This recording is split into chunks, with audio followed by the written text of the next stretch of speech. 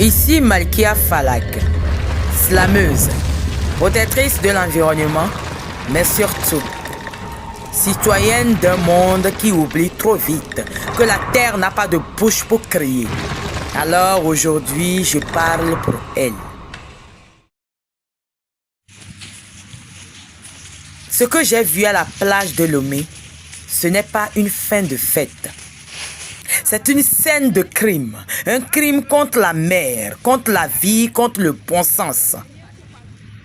Des restes de repas enterrés dans le sable. Des tessons de bouteilles plantés comme des pièges pour les pieds nus.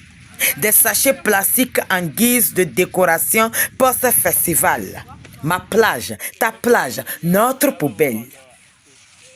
Et vous savez ce qu'il y a de pire? Ce n'est pas la saleté, hein. C'est le silence complice, l'indifférence habillée en fête. Hein? Mais comment peut-on célébrer, danser, rire, puis piétiner la beauté comme ça? Pourquoi fêter l'instant et assassiner le lendemain?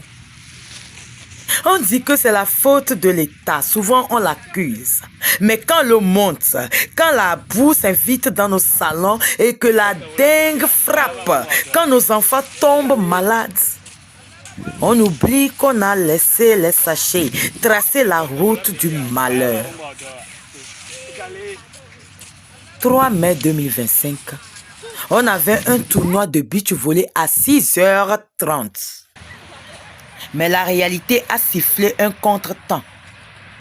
On a passé des heures et des heures à ramasser, balayer, nettoyer avant même de toucher un ballon. Parce que nos gestes détruisent. Oui, ils détruisent plus vite que le vent n'efface les traces. À toi qui jettes sans réfléchir, à toi qui penses que le sable va avaler ton insouciance. Sache-le.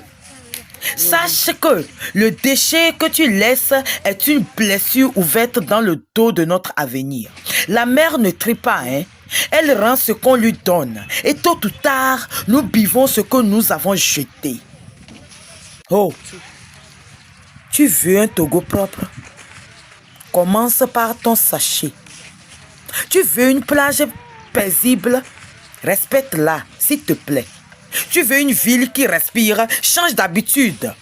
Parce que ce n'est pas l'État qui a enterré ton plat sous le sable.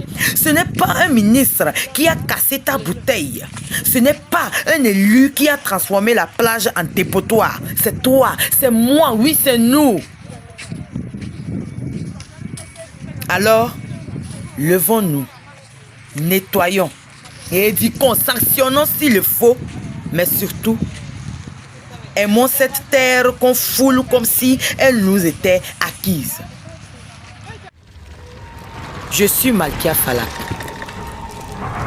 et je rêve d'un jour où l'on ne parlera plus de propreté comme d'un effort, mais comme une évidence.